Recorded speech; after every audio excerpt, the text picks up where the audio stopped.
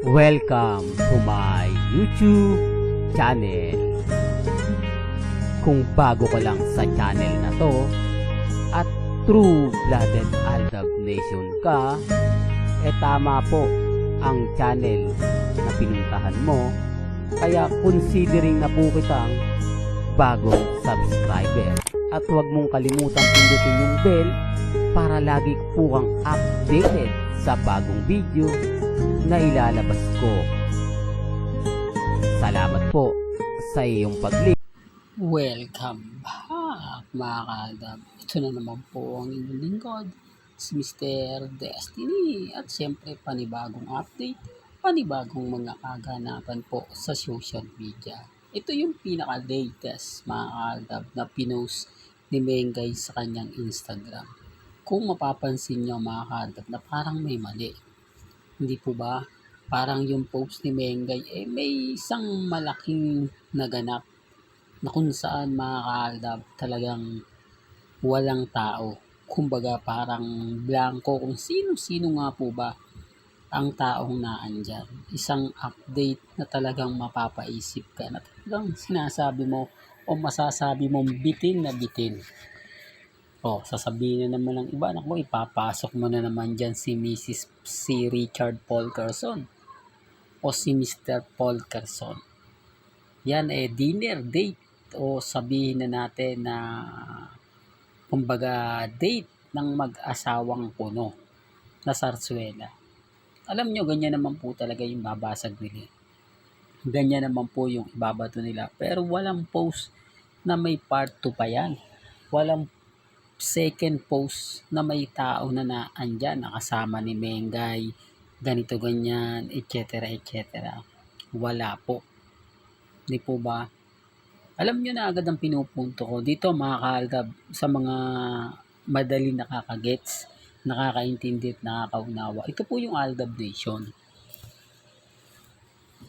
Kasi kahit hindi ko na po ito ipaliwanag ng gusto, kahit hindi ko na po ito kumbaga gawin, mararamdaman mo na kumbaga alam mo na agad na bawat sinasabi ko rito o bawat pinapaliwanag ko talagang may punto, yung tipong hindi mo na kailangan pang ipaliwanag kasi totoo naman po ano nga po bang rason, ano nga sa mga hindi po nakakaalam at sa magtatanong anong ibig mong sabihin Mr. Destiny sa photos na yan? Anong pinupunto mo sa post ni Mengay sa kanyang Instagram?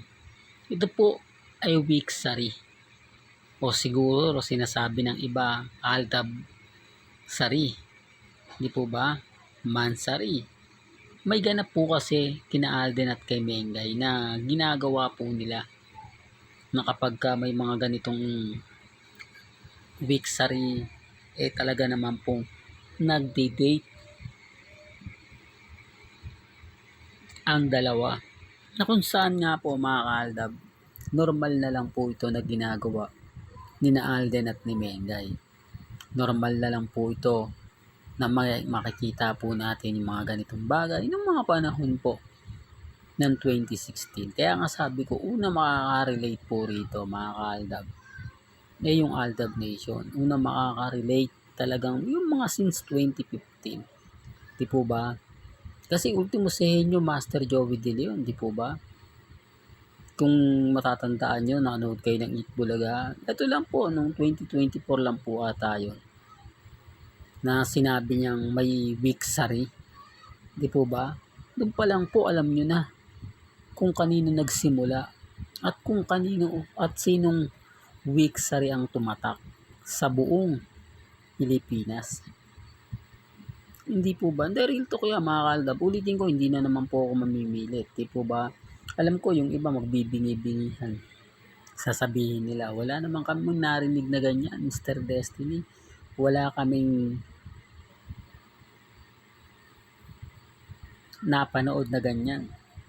Pero gaya ng sinabi ko, kung legit dabberkads ka naman, alam mo na yung sinasabi ko. Alam mo na yung pinupunto ko.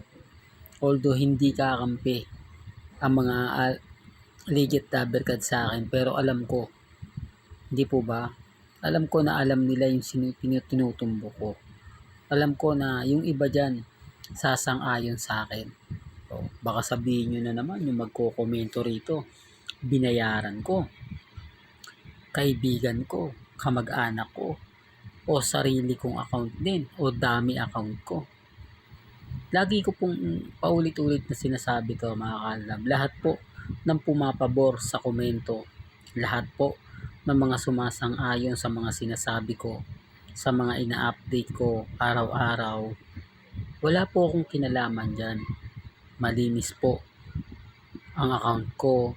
Hindi po ako gumagawa ng dami account. Never ko po itong sinishare sa pamilya ko.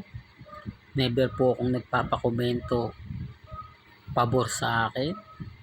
Kasi alam ko naman po mga kaldab, hindi ko na po kailangan yung ganyan. Hindi ko na po kailangan pang kumuha ng simpatya. Dahil alam ko naman po, yung mga pinupunto ko, nagegets po nila. Alam po nila yung ibig kong sabihin. Kaya nga po sina Alden Richards, tinangguri ang ninja moves. Na kung saan nawawala siya, na magugulat ka na lang nasa barangay na. Hindi po ba? Well, alam ko nakalimutan ko na po yung segment na yun. Yung nag-iisa si Mengay sa Itbulaga o sa barangay na kung saan napunta si Alden sa studio, biglang nawala.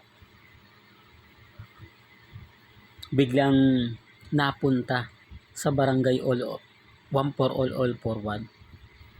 Di po ba sa Itbulaga bago magsimula po, di po ba pinapakita muna sa Itbulaga yung opening kung nasang barangay nga po sina Mengay, sina Wally, sina Jose, sila Paulo, hindi po ba?